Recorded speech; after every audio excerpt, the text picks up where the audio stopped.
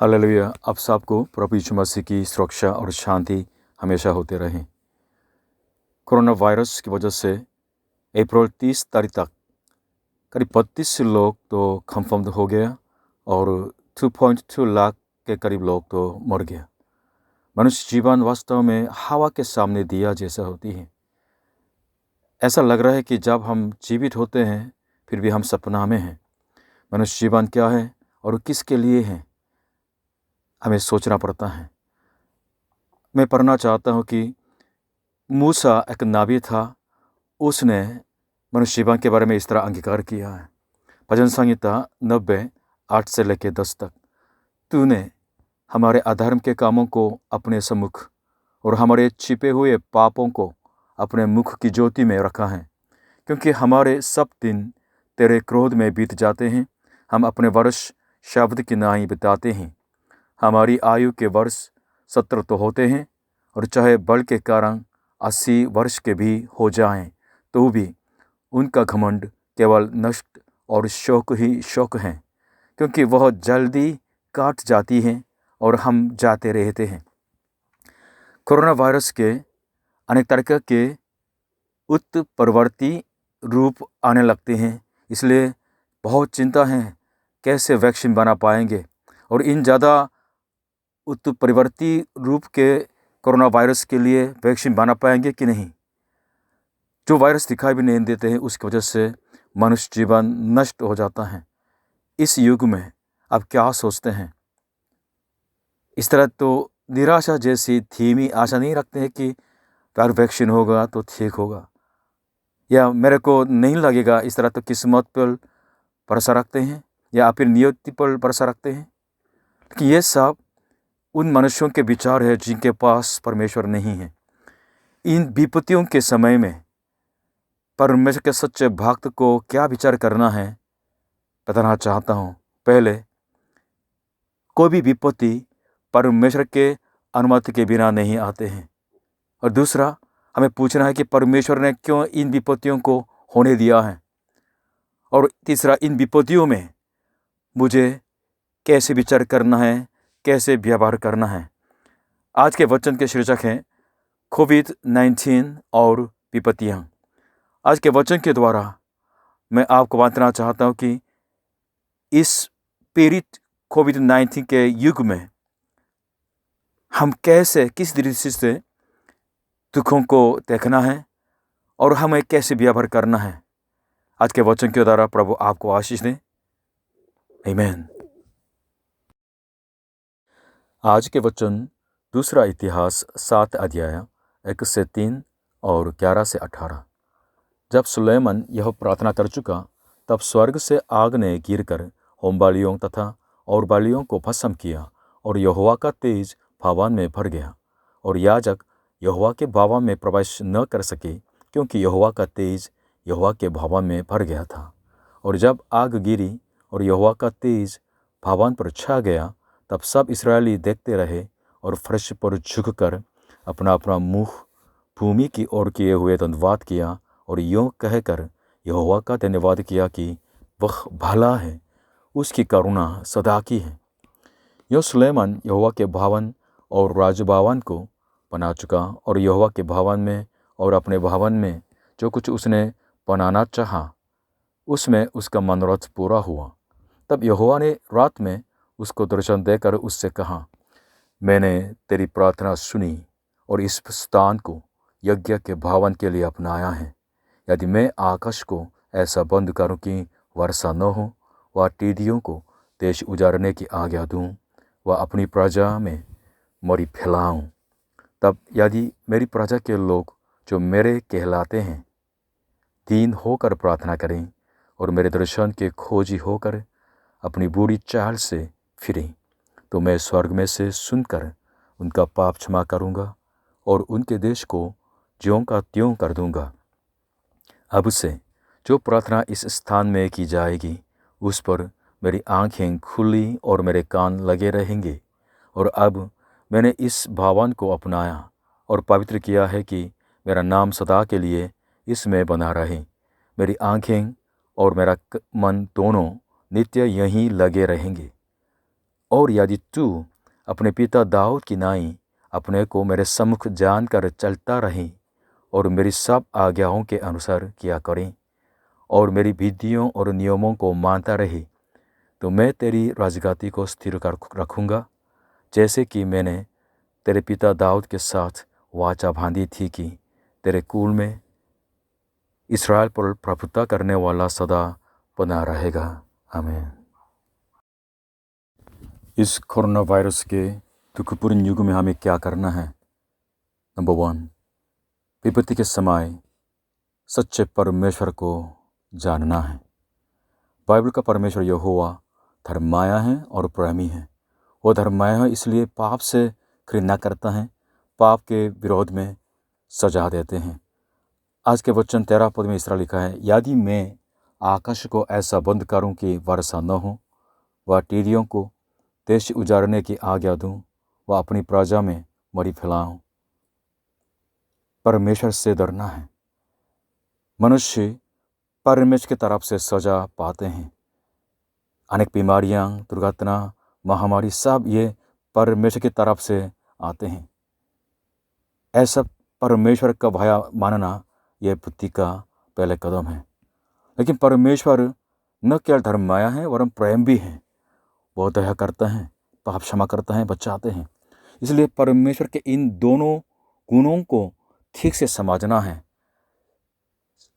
Balance के साथ समझना बहुत ज़रूरी होता है।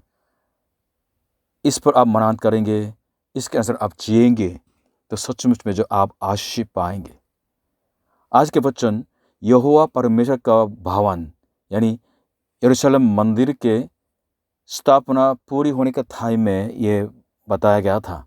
तो इस्राएल जाति के लोग इस समय क्या करते थे? परमेश्वर के सामने आके मुख के बाल गिर के इस तरह उन्होंने अंगीकार किया कि परमेश्वर भला है और उसकी करुणा सदा के लिए है। परमेश्वर की करुणा की याद की और उनको धन्यवाद किया है। जब विपत्तियां आ जाती हैं, हमें क्या करना है? उन विपत्तियों को देने वाला परमेश्वर के सामने आना है कि जिसने विपत्तियां को दी हैं, विपत्तियां दी हैं, वो ही विपत्तियों को वापस ले सकते हैं। परमेश्वर हमको सुधारते हैं, हमको पवित्र करना चाहते हैं, हमको बचाना चाहते हैं, हमको सही रास्ता पर चलाना चाहते हैं। इस पीड़ित युग में मैं इस तरह आजकल प्रार्थना करता हूँ, हे परमेश्वर, अपने कोरोना वायरस को इस तरह होने दिया है, क्या करना है परमेश्वर?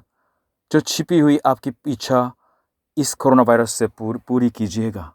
और दूसरा, हाँ परमेश्वर मुझ पर, मेरे परिवार पर, हमारे कलीसिया पर, हमारी जाति पर दया कीजिए, हमको बचा लीजिए। और जो पीड़ित संसार के जातियों पर प्रभु आपकी दया हो और कंगालों को बचा लीजिएगा। और हे परमेश्वर, इस कोरोना वायरस को सदा के लिए ख़त्म कर दीजिएगा। होशे की किताब 6 अध्याय 3 पद, आओ हम ज्ञान ढूंढने वरन यहोवा का ज्ञान प्राप्त करने के लिए यातना भी करें, क्योंकि यहोवा का प्रकट होना भोर का सा निश्चित है। वह वर्षा की नाई हमारे ऊपर आएगा, वरन बरसात के अंत की वर्षा के समान, जिससे भूमि सींचती है। प्रभु यीशु ने भी कहा था कि अद्वैत सच्चे परमेश्वर को जानना और उनके भेजे हुए प्रभु यीशु को जानना अनंत जीवन है। मनुष्य जीवन के विपत्ति के मुख्य कारण है कि मनुष्य ने परमेश्वर को त्याग दिया, और जो वास्तव में परमेश्वर नहीं है उसकी सेवा करने लगे हैं, उसको धन्यवाद करने लगे हैं। मनुष्य के पाप की वजह से विपत्तियां आ जाती हैं। इसलिए विपत्ति के समय सबसे मुख्य समस्या का समाधान की कुंजी ये है कि सच्चे परमेश्वर को जानना। इसलिए आम समय में परमेश्वर को जानने के लिए टाइम बिताना बहुत ज़रूरी है। इसलिए जब समस्या आ जाती है तो हल भी आसान हो जाते हैं। होशे नबी भी इस तरह प्रकट करते हैं कि यहोवा के प्रकट करना वर्ष जैसे हैं। जब बारिश आती है तो ज़मीन भीग जाते हैं और फल उगने लगते हैं। वैसे ही जब परमेश्वर के कार्य होने लगते हैं हमारे जीवन में, तो हम उनके द्वारा उद्धार पाएंगे। जो विपत्तियों में पड़े हुए मनुष्य के समस्या आपको पता है, वो ये है कि सच्चे परमेश्वर को न जानना और उनको जानना भी न चाहना। उनकी वजह दूसरे के पास जाके समस्या का समाधान कराना चाहते हैं। विपत्ति के समय यहोवा परमेश्वर के पास वापस आना है। अभी कोरोना वायरस तो पैंडेमिक बन चुके हैं, पूरे संसार में फैल गए हैं। इसलिए ये अच्छा वक्त है कि हम नम्रता के साथ जीवित परमेश्वर यानी यहोवा परमेश्वर के पास वापस आएं और यहोवा परमेश्वर को पुकारें, क्योंकि वो ही कोरोना वायरस को ख़त्म कर सकते हैं, हमें बचा सकता है। विपत्ति के समय हमें क्या करना है? नंबर 2, विपत्ति के समय पश्चाताप और प्रार्थना करना है।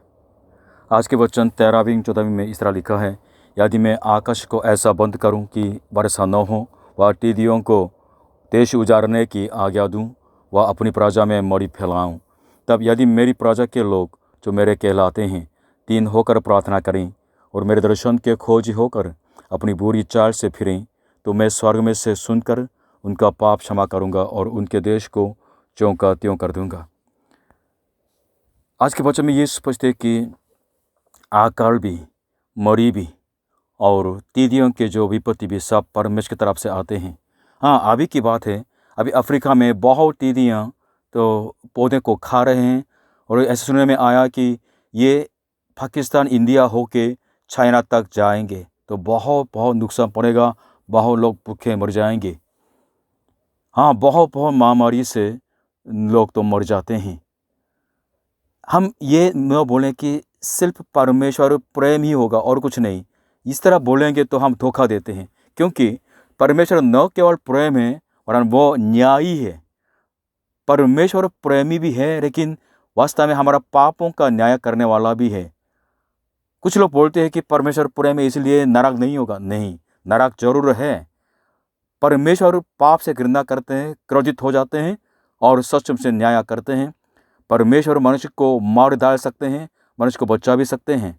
न केवल मनुष्य के शरीर को मार डाल सकते हैं वरन मनुष्य की आत्मा को भी आग में सदा के लिए डाल सकते हैं। इसलिए हम परमेश्वर के भय मान के जिए। परमेश्वर अभी आज इस वचन के द्वारा ये बोलते हैं कि अगर अपने लोग इस तरह पाप में गिर जाते हैं तो मैं इस तरह विपत्तियों को भेजूंगा। इस तरह बोलते हैं ना। अगर परमेश्वर अपनी प्रजा को भी इस तरह डील करते हैं तो जो लोग परमेश्वर के बिना रहते हैं उनका क्या हाल हो जाएगा। इसलिए विपत्ति के समय उस विपत्ति को देने वाला परमेश्वर के पास आना ये बहुत ज़रूरी है। उनकी दया को मांगना ये बहुत ज़रूरी है। बचने का रास्ता होता है। 14 में इस तरह होता है कि तब यदि मेरी प्रजा के लोग जो मेरे कहलाते हैं दीन होकर प्रार्थना करें और मेरे दर्शन के खोजी होकर अपनी बुरी चाल से फिरें, तो मैं स्वर्ग में से सुनकर उनका पाप क्षमा करूंगा और उनके देश को ज्यों का त्यों कर दूंगा। विपत्ति को जाने से पहले परमेश्वर की पाप क्षमा की ज़रूरत है। मनुष्य सिर्फ समस्याओं का समाधान के लिए ढूंढते हैं, लेकिन परमेश्वर मनुष्य के पश्चाताप को ढूंढते हैं। अगर हम पश्चाताप करके नम्र होकर परमेश्वर को खोज करते हैं, उनसे प्रार्थना करते हैं, तो परमेश्वर हमारे पापों को पहले क्षमा करना चाहते हैं, इसके बाद हमको ठीक करना चाहते हैं। इसलिए इस कोविड-19 के समय में क्या करना है आपको, मुझको? पश्चाताप, परमेश्वर को भुलाना, परमेश्वर के पास नम्रता से प्रार्थना करना ताकि उनकी दया हो। होशे 6 अध्याय पद 1, चलो हम यहोवा की ओर फिरें, क्योंकि उसी ने फाड़ा और वही चंगा भी करेगा, उसी ने मारा और वही हमारे घावों पर पट्टी बांधेगा। प्रभु यीशु ने ये आज्ञा दी थी कि जब हम दूसरे के विपत्ति को देखते हैं तो उन पर दोष न लगाने के लिए और उनसे अपने को उत्तम न समझने के लिए। जब दूसरे के पास विपत्तियाँ आ जाती है, हमें शीघ्रता से पश्चाताप करना है। यह प्रभु यीशु की आज्ञा है। जब योना नबी ने निनवे शहर के अंदर इस तरह चेतावनी दी थी कि कुछ दिन के अंदर निनवे नष्ट हो जाएगा, परमेश्वर का न्याय करेगा, इस तरह तो उसने बोला, तो राजा से लेके जानवर तक सबने पश्चाताप किया है। उसकी वजह से परमेश्वर ने अपने क्रोध को रोका और उनको बचा लिया। प्रभु यीशु जी ने यह कहा था कि मन फिरा हो, क्योंकि स्वर्ग के राज्य निकट है। पश्चाताप क्या है? पाप के रास्ते से मोड़ना और परमेश्वर यहोवा के पास फिरना, पाप से घृणा करना और परमेश्वर से प्रेम करना है। इस तरह परमेश्वर पापियों को मौका देते हैं पश्चाताप करने का। आप मेरे द्वारा इस तरह वचन सुनते हैं, प्रभु यीशु के वचन सुनते हैं, ये भी पश्चाताप करने का मौका है। अपने पापों के अंगीकार करके प्रभु यीशु के लहू से शुद्ध हो जाते हैं और परमेश्वर के पाप क्षमा पाते हैं। ये दुनिया में सबसे महत्वपूर्ण बात है। अगर आपके शारीरिक जीवन खत्म हो जाता है तो पैसे का क्या मतलब है, नौकरी का क्या मतलब है, अच्छे हाउस का क्या मतलब होता है? कुछ नहीं। अगर आप इस तरह अनंत जीवन को खो देते हैं, मतलब मृत्यु के बाद न्याय किया जाएंगे और आग की झील में डाले जाएंगे, सदा के लिए पीड़ित होंगे, तो क्या मतलब है इस तरह जीने का? इसलिए पश्चाताप करना, मन फिराना सबसे प्रमुख आशीष का कारण बन जा सकता है। कौन सचमुच में पश्चाताप कर सकते हैं? वे लोग जो दिन प्रतिदिन अपने को परखते हैं, अपने पापमय स्वभाव को परखने वाले। वास्तव में वे ही सचमुच पश्चाताप करने के इस आशीष को पा सकते हैं। इसके बारे में पौलुस प्रेरित की बात थोड़ा सुने।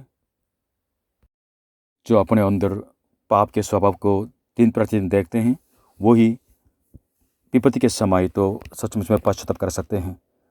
पश्चाताप करके प्रभु यीशु के कामों पर भरोसा रखेंगे तो उद्धार पा सकेंगे। रोमियो 7 अध्याय 16 से 18 और 23 से 25। और यदि जो मैं नहीं चाहता वही करता हूँ, तो मैं मान लेता हूँ कि व्यवस्था भली है। तो ऐसी दशा में उसका करने वाला मैं नहीं, परंतु पाप है जो मुझ में बसा हुआ है। क्योंकि मैं जानता हूँ कि मुझ में, अर्थात मेरे शरीर में, कोई अच्छी वस्तु वास नहीं करती। इच्छा तो मुझ में है, परंतु भले काम मुझसे बन नहीं पड़ती। परंतु मुझे अपने आंगों में दूसरे प्रकार की व्यवस्था दिखाई पड़ती हैं, जो मेरी बुद्धि की व्यवस्था से लड़ती हैं और मुझे पाप की व्यवस्था के बंधन में डालती हैं, जो मेरे अंगों में है। मैं कैसा अभागा मनुष्य हूँ! मुझे इस मृत्यु की देह से कौन छुड़ाएगा? मैं अपने प्रभु यीशु मसीह के द्वारा परमेश्वर का धन्यवाद करता हूँ। निदान मैं आप बुद्धि से तो परमेश्वर की व्यवस्था का, परंतु शरीर से पाप की व्यवस्था का सेवन करता हूँ। रोमियो 8:1-2। सो अब जो मसीह यीशु में हैं, उन पर द्वंद्व की आज्ञा नहीं, क्योंकि वे शरीर के अनुसार नहीं, परंतु आत्मा के अनुसार चलते हैं। क्योंकि जीवन की आत्मा की व्यवस्था ने मसीह यीशु में मुझे पाप की और मृत्यु की व्यवस्था से स्वतंत्र कर दिया। हालेलुया। जो प्रतिदिन अपने अंदर पाप को देखते हैं, तो सचमुच में वे प्रभु यीशु मसीह के लहू पर भरोसा रखते हुए विजयी पाते हैं।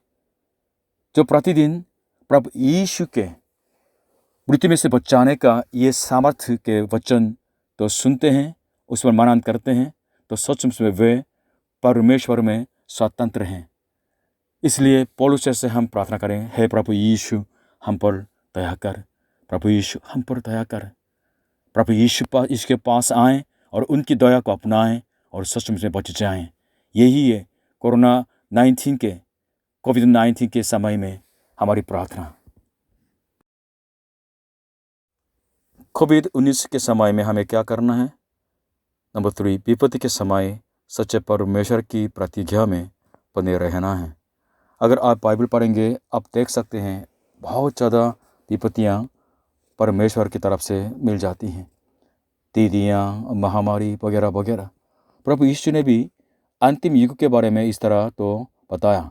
लूका 21 अध्याय 10 से 11। तब यीशु ने उनसे कहा कि जाति पर जाति और राज्य पर राज्य चढ़ाई करेगा और बड़े बड़े भूहिंडोल होंगे और जगह जगह अकाल और मरियाँ पड़ेंगी और आकाश में भयंकर बातें और बड़े बड़े चिन्ह प्रकट होंगे। आज के वचन यरूशलेम मंदिर के बारे में, मंदिर से संबंधित परमेश्वर के वाचा के बारे में बताते हैं। अगर 15 और 16 पढ़ेंगे इस तरह, अब से जो प्रार्थना इस स्थान में की जाएगी, उस पर मेरी आंखें खुली और मेरे कान लगे रहेंगे। और अब मैंने इस भवन को अपनाया और पवित्र किया है कि मेरा नाम सदा के लिए इसमें बना रहे। मेरी आंखें और मेरा मन दोनों नित्य यहीं लगे रहेंगे। लेकिन वो मंदिर कहाँ है? यरूशलेम मंदिर अब है नहीं, इसराइल में नहीं है। क्या हो गया? सत्यानाश किया गया। प्रभु यीशु जी ने यरूशलेम मंदिर के सत्यानाश के बारे में भविष्यवाणी की थी। ठीक 40 साल के बाद जैसा प्रभु यीशु ने बताया वैसे ही ये सत्यानाश किया गया। क्यों? क्योंकि परमेश्वर की प्रजा ने उस वाचा को तोड़ दिया है, परमेश्वर की आज्ञा को नहीं माना। और यहाँ तक हो गया तो मतलब कोई नहीं है इस मंदिर का। अगर वो मंदिर नहीं है तो कैसे प्रार्थना करें? अभी इस युग में परमेश्वर ने मंदिर से उत्तम वाचा को दिया है प्रभु यीशु मसीह के द्वारा। हालेलुया। हम यीशु मसीह में प्रार्थना कर सकते हैं। प्रभु यीशु मसीह पवित्र मंदिर से भी उत्तम है।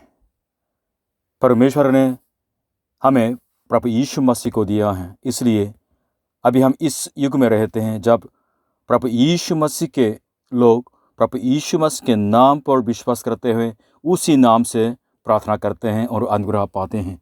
क्योंकि प्रभु यीशु मसीह ही हमारे लिए मार्ग, सत्य और जीवन है, जिसके द्वारा हम परमेश्वर के पास जा सकते हैं।